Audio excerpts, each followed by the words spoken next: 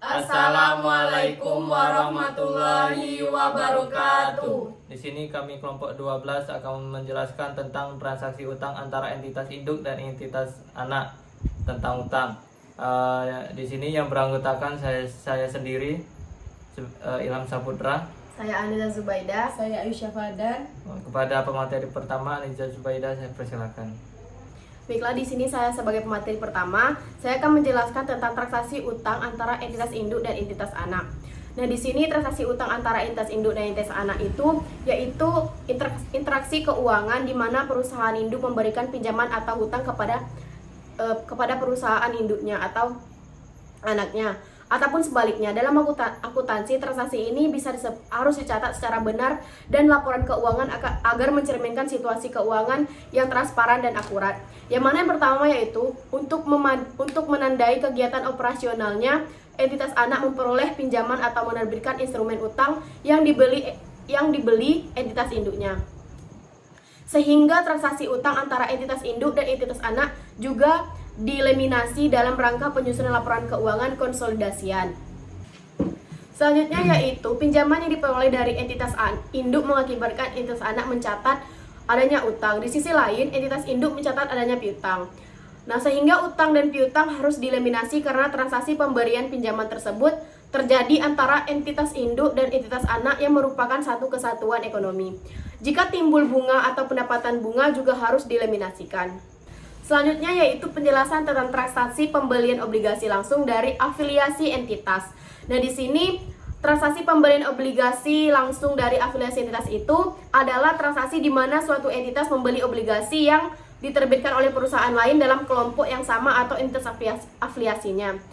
Afiliasi ini bisa berupa entitas induk, entitas anak, atau perusahaan lain memiliki hubungan kepemilikan atau kontrol.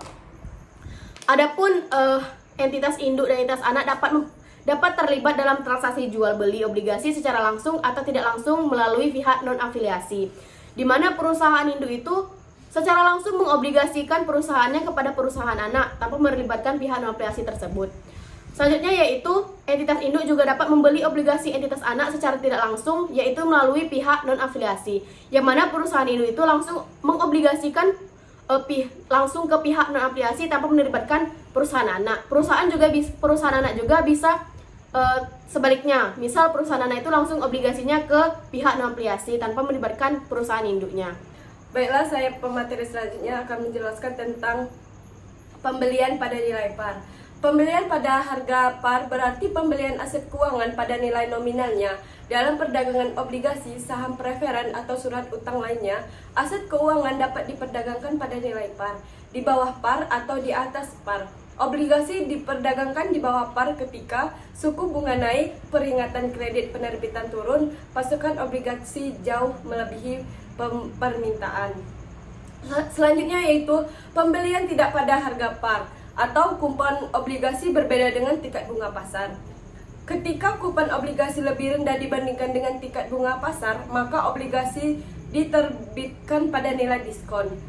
Selanjutnya, ketika pada saat kupon obligasi lebih tinggi dibandingkan tingkat bunga pasar, maka terdapat premium atas penerbitan obligasi tersebut.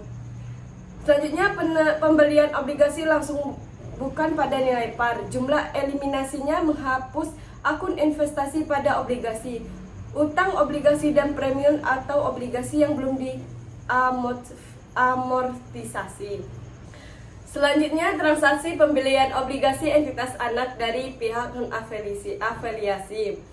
Ada A, pembelian pada harga saham dengan nilai tercatat, yaitu pada saat entitas induk membeli obligasi entitas anak dari pihak non-afiliasi pada harga sama dengan nilai tercatat obligasi tersebut, maka jual eliminasi yang dibuat pada saat menyiapkan laporan keuangan konsolidasi sama dengan jurnal eliminasi pada saat pembelian obligasi langsung dari entitas induk atau entitas anak.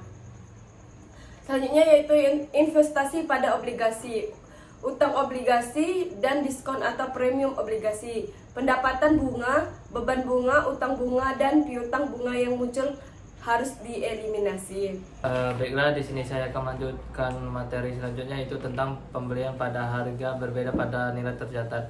Maksud dari pembelian pada harga berbeda pada nilai tercatat itu adalah situasi saat ketika suatu aset atau barang yang dibeli dengan harga yang berbeda dengan nilai tercatatnya.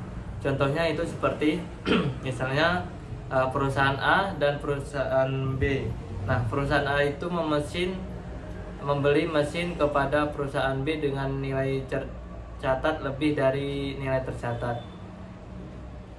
Selanjutnya, entitas induk dapat membeli obligasi entitas anak dari pihak non afiliasi pada harga yang berbeda dengan nilai tercatat obligasi tersebut, sehingga akan muncul keuntungan atau kerugian dari penarikan obligasi. Selanjutnya, jika entitas induk membeli obligasi entitas anak pada harga yang lebih rendah bandingkan dengan nilai tercatat obligasi, maka akan muncul keuntungan 96 penarikan obligasi. Sebaliknya, ketika entitas induk membeli pada harga yang lebih tinggi dibandingkan dengan nilai tercatatnya, maka terdapat kerugian pada penarikan obligasi. Mungkin itu saja presentasi dari kelompok kami. Bila ada salah kata kami mohon maaf, kepada Allah kami mohon ampun. Kami akhiri. Wassalamualaikum warahmatullahi wabarakatuh.